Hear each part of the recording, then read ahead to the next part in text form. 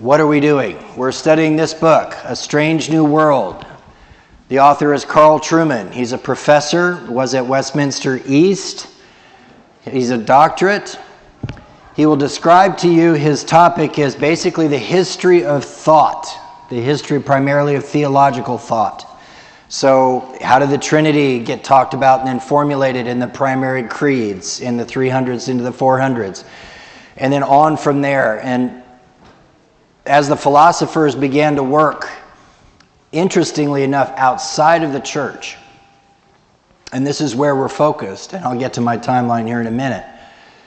Hey, Johnny, I think I'm a little too high now because I can sort of hear a ring, so I just want to make sure I don't go.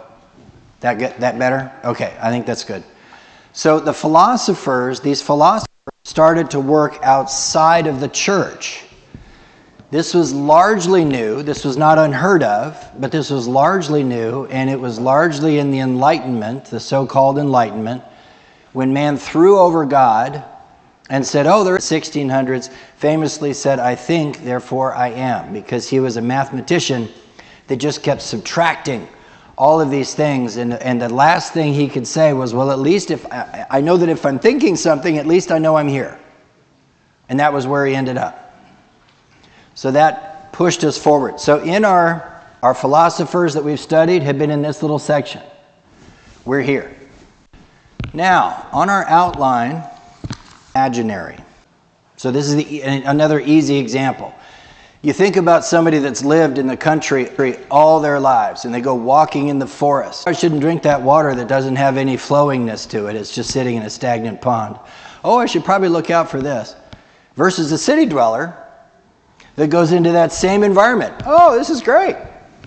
And everything's fine. They have no intuition for safety, food, preservation, what have you, and vice versa. You might find that same country person that's lived their whole lives trying to walk the downtown New York alleyways.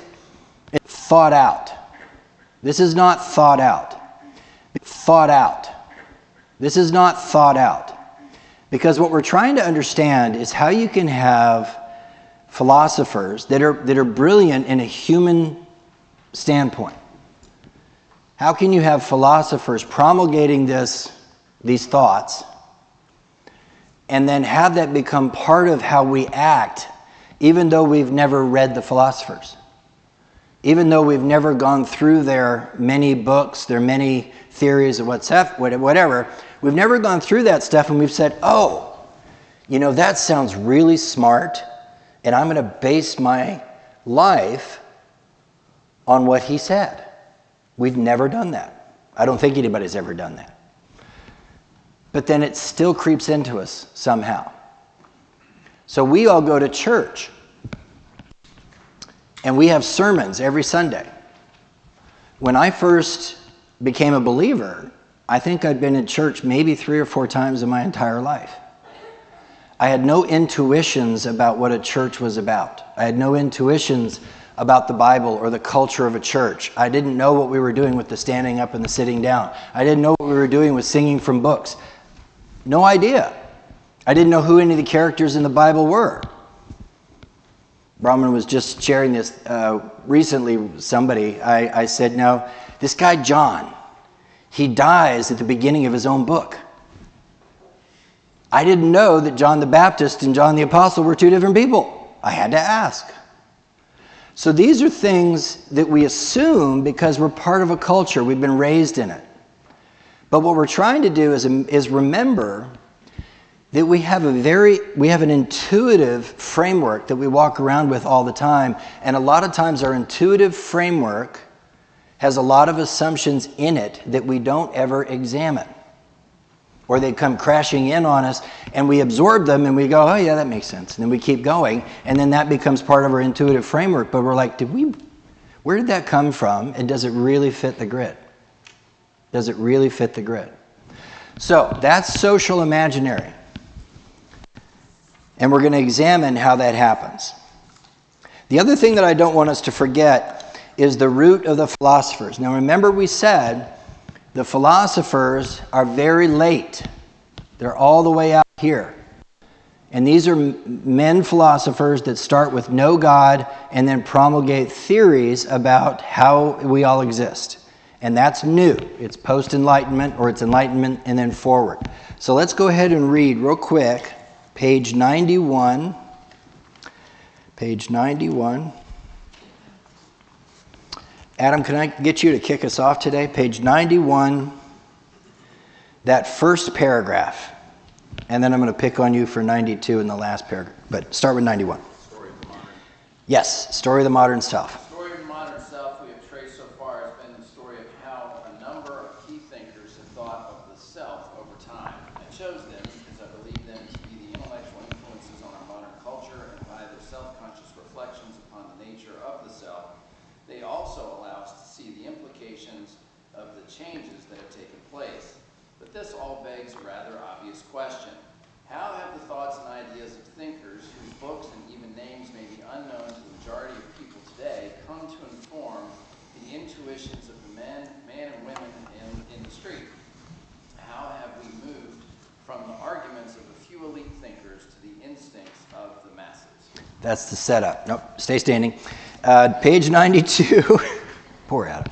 Page 92, the last paragraph, I want you to start reading, when I lay out the thinking of Rousseau, the Romantics, etc. Go ahead. When I lay out the thinking of Rousseau, the Romantics, Marx, Nietzsche, Freud, and Wright, I am constructing a narrative of ideas which make the current authorization of inner feeling... Pause there. So I don't want you guys to lose the language he's using.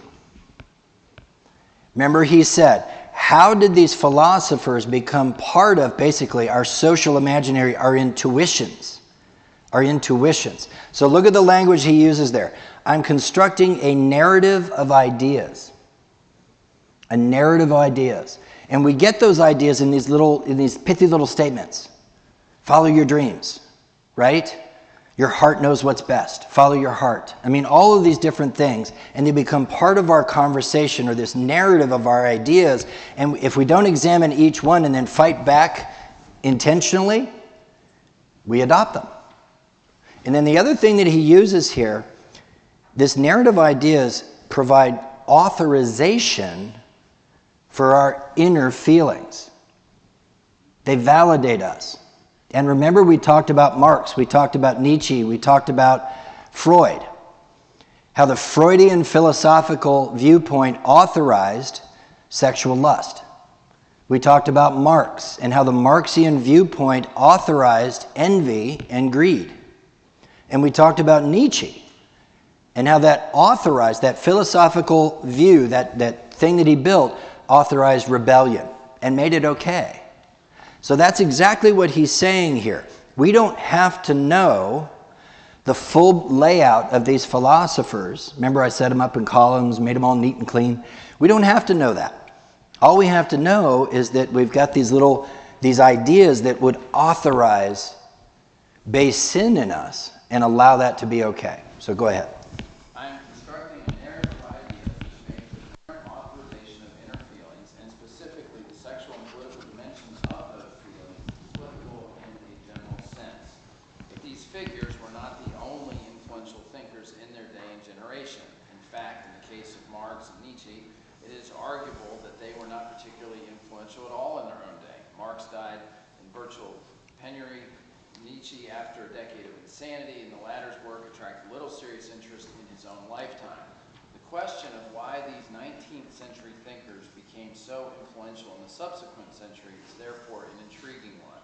For the purpose of this book, it is also somewhat important. Perfect. Thank you. So what we're trying to examine is, how did this happen? Especially, and we've mentioned this, nobody knew who Marx was when he died. Nobody had read his stuff. Same with Nietzsche. Nietzsche was insane for 10 years, no doubt, after his philosophical viewpoints. Freud was discredited, and he died hiding from the Nazis in the 1930s, but the psychiatric world largely discredited him and didn't buy into his theories. So as late as 1930s, a lot of this stuff really wasn't happening, although Marx was the excuse for the revolution in the Russian territories, 1917-ish. He was the excuse. And then they set up a Marxist government. But it really didn't reflect all of his views, did it? It had become more of a government and less of a political philosophy. But all of that was pushing forward. Now what's interesting is that when you think about the 1700s and the 1800s, these guys were just largely unknown. The 1800s, Spurgeon was a huge author.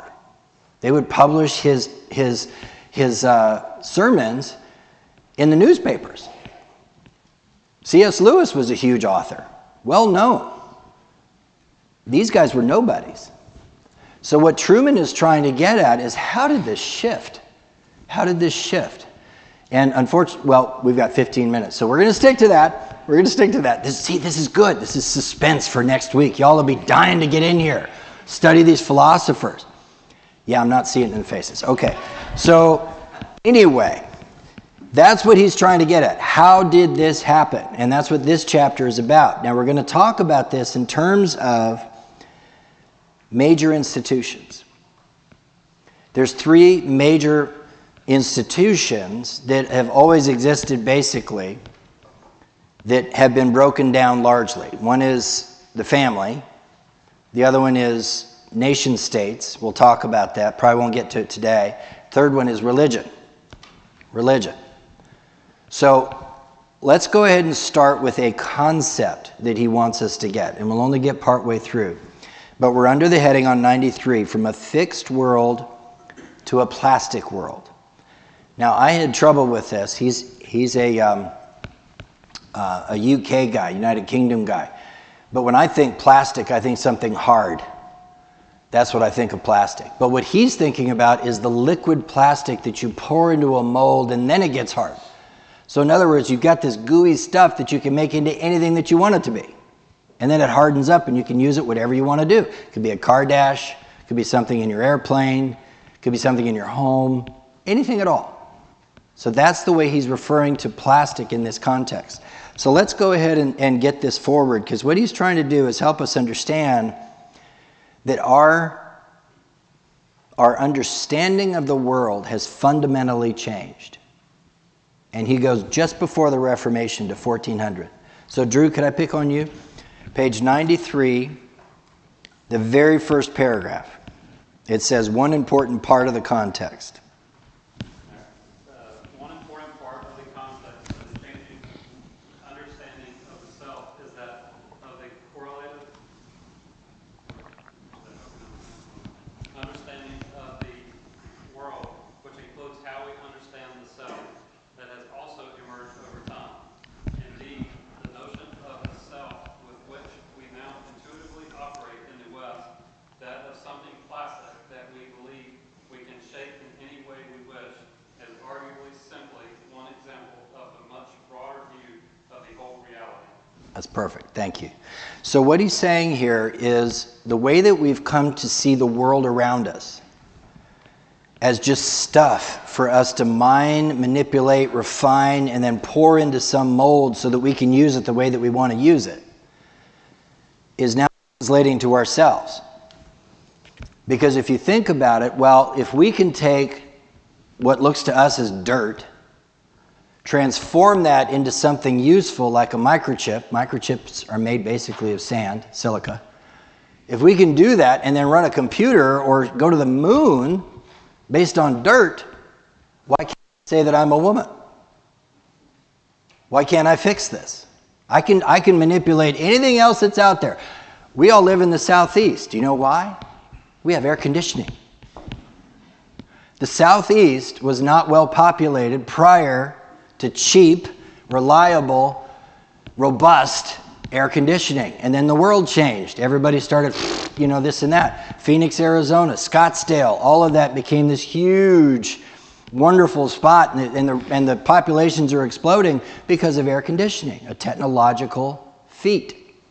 But we really didn't have good, cheap, reliable air conditioning until the 70s.